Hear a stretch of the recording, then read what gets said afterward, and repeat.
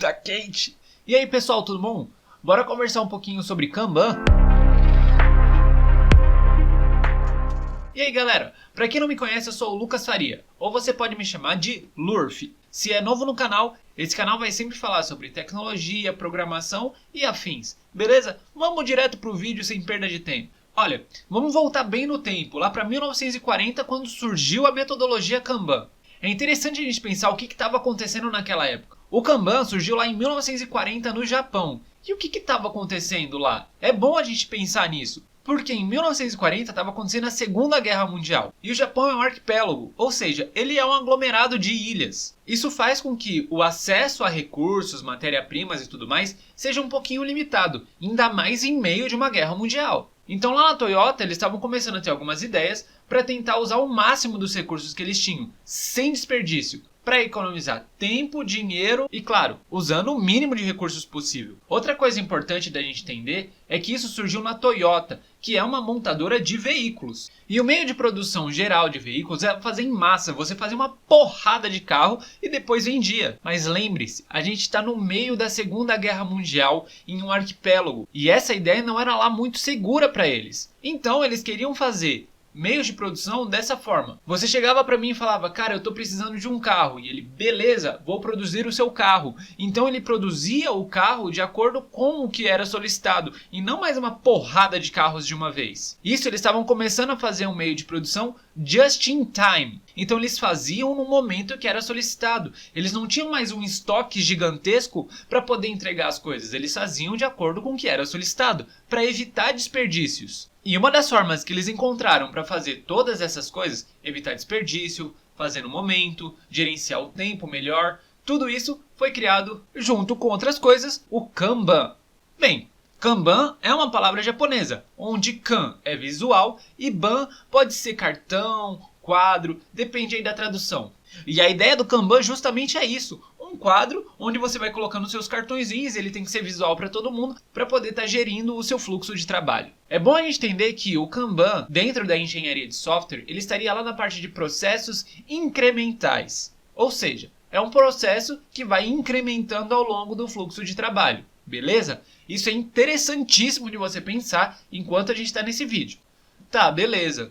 Quadro visual, processo incremental, mas por que eu usaria isso? Qual que é a vantagem? Bem, você tem inúmeros benefícios ao utilizar a metodologia Kanban. Você vai ter tempos de ciclos mais...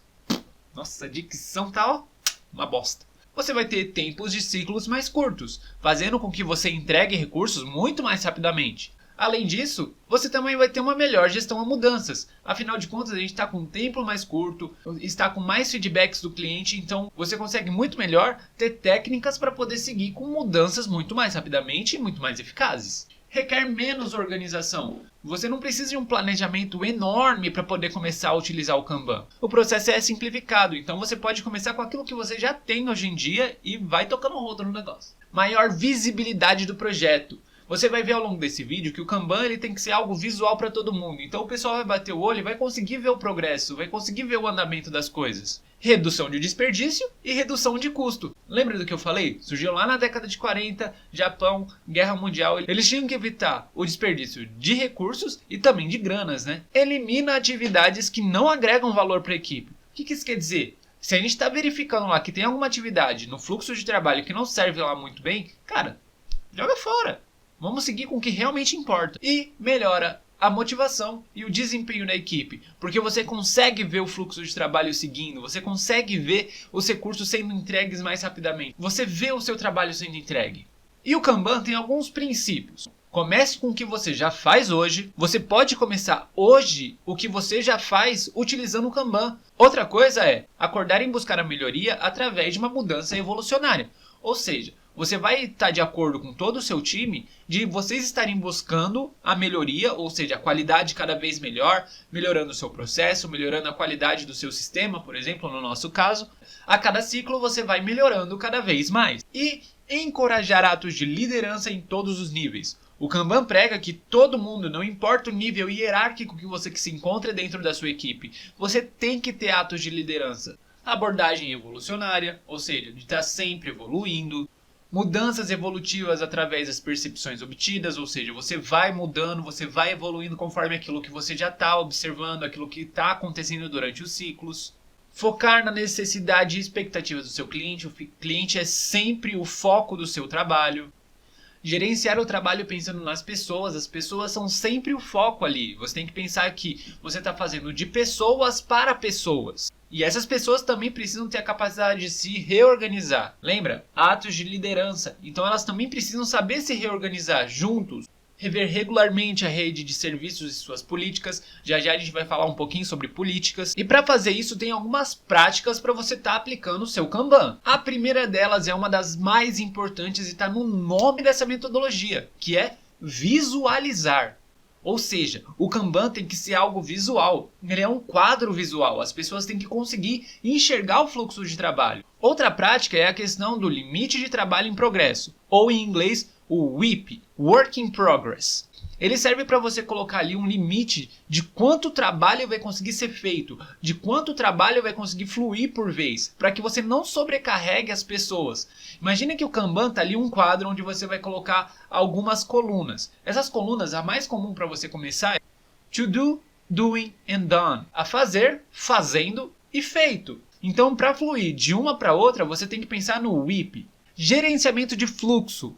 A gente tem que gerenciar o fluxo para que não sobrecarregue muito, pensando lá no WIP, mas também que não fique parado. A gente tem que ter um fluxo de trabalho sustentável. Tornar as políticas explícitas. São as políticas de como as regras do nosso trabalho. A gente tem que decidir junto com a equipe qual que vai ser o ritmo de trabalho, qual que vai ser as classes dos nossos serviços. Isso aqui é um trabalho mais complexo, isso aqui é mais tranquilo, isso aqui é para teste, isso aqui é para tal. E qualquer outra coisa que a gente tenha que decidir em conjunto. Ciclos de feedback. A gente precisa ter de tempos em tempos um ciclo específico. O ciclo se encerrou, a gente precisa ter o feedback lá, as respostas, seja do cliente, seja do pessoal de negócios, para a gente entender como que as coisas estão funcionando e fazer possíveis mudanças para estar sempre melhorando. Mudança evolucionária.